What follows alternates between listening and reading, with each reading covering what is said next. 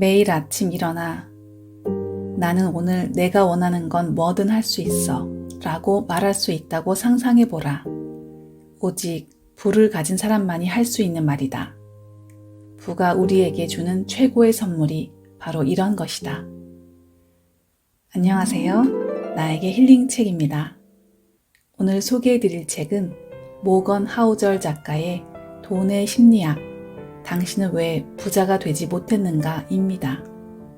작가는 진정으로 부를 이해하고 얻고 싶다면 인간의 심리를 알아야 한다고 말합니다.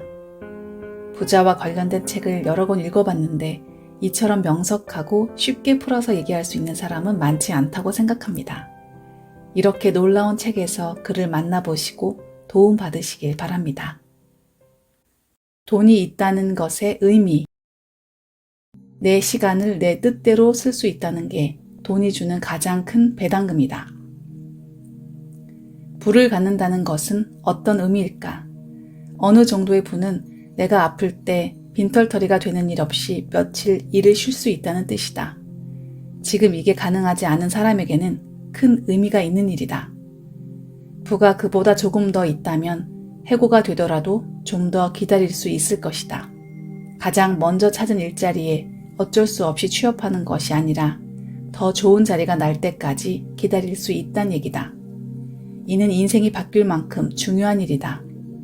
6개월치 비상자금이 있다는 것은 상사가 두렵지 않다는 뜻이다. 새 직장을 구하느라 좀 쉬더라도 별일 없이 지낼 수 있음을 알기 때문이다. 더 많은 부가 있다는 건 월급이 좀 낮더라도 시간 조정이 자유로운 일자리를 구할 수 있다는 뜻이다. 통근 시간이 더 짧은 곳을 택할 수도 있을 것이다. 갑자기 몸이 아프더라도 치료비를 걱정하지 않고 해결할 수 있다. 필요할 때가 아니라 자신이 원할 때 은퇴할 수 있는 능력이기도 하다. 이처럼 돈으로 시간과 선택권을 살 수 있다는 건 어지간한 사치품과는 비교할 수 없을 만큼 큰 가치다. 돈이 많다고 해서 행복한 것은 아니다. 하지만 행복을 위해 돈이 필요한 것은 사실이다. 내가 원하는 것을 내가 원할 때, 내가 원하는 사람과 내가 원하는 곳에서 내가 원하는 만큼 할 수 있다는 것은 엄청난 행운이고 행복이다. 그리고 여기에 반드시 돈이 필요하다.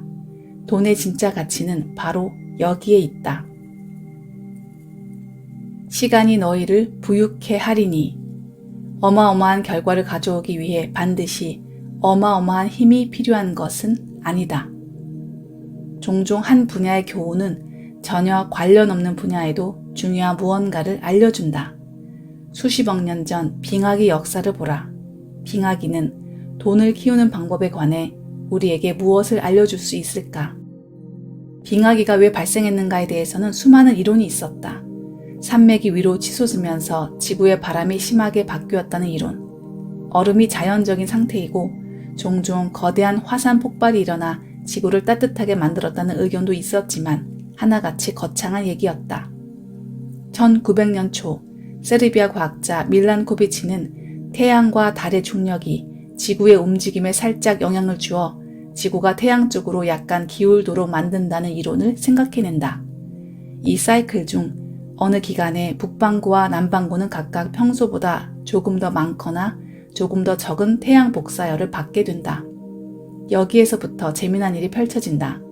밀란코비치의 이론은 처음에는 기울어진 북반구 또는 남반구 때문에 지구를 얼음으로 뒤덮을 만큼 차가운 맹렬한 겨울이 생긴다고 가정했다.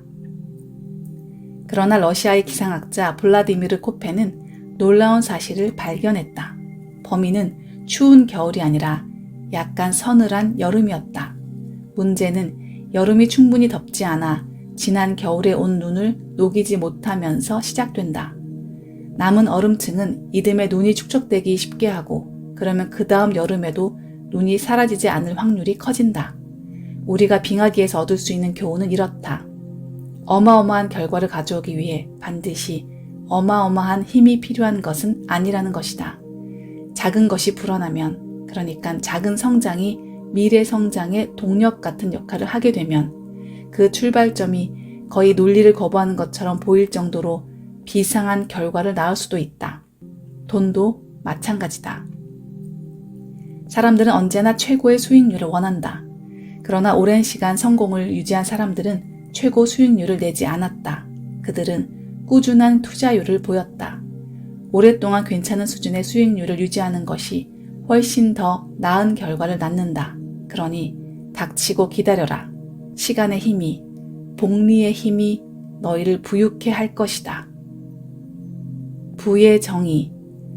돈이 얼마나 많은지 보여주려고 돈을 쓰는 것이야말로 돈이 줄어드는 가장 빠른 길이다. 우리는 보이는 것으로 부를 판단하는 경향이 있다. 눈앞에 있는 정보가 그것이기 때문이다. 남들의 은행 잔고나 주식 잔고는 보이지 않는다. 그래서 우리는 겉으로 드러나는 것에 의존해 남들의 금전적 성공을 가늠한다. 자동차, 집, 인스타그램에 올라온 사진 같은 것 말이다.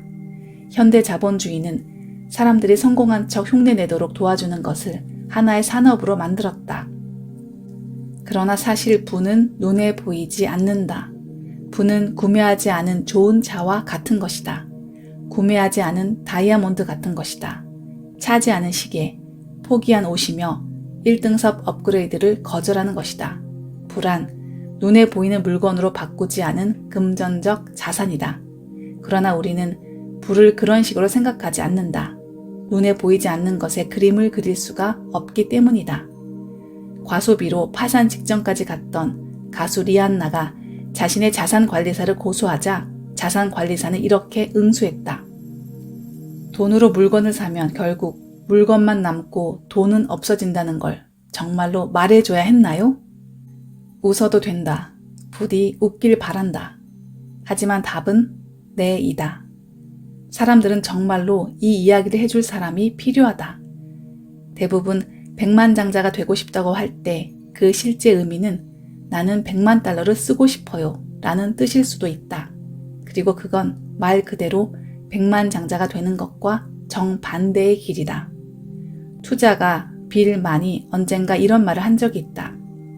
부자처럼 느끼는 가장 빠른 방법은 근사한 것들에 많은 돈을 쓰는 것이다. 그러나 부자가 되는 길은 가진 돈을 쓰고 가지지 않은 돈은 쓰지 않는 것이다. 아주 간단하다. 훌륭한 조언이다. 하지만 조금 약한 감이 있다. 더 강하게 얘기하자면 부자가 되는 유일한 방법은 가진 돈을 쓰지 않는 것이다.